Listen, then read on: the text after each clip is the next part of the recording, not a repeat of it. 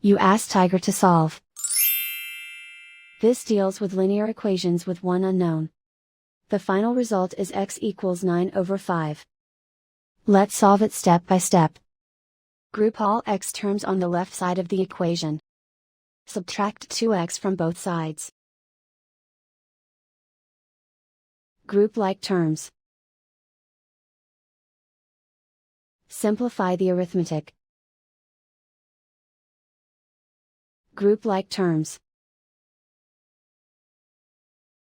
Simplify the arithmetic.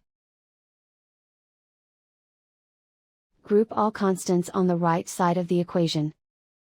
Subtract 4 from both sides. Simplify the arithmetic.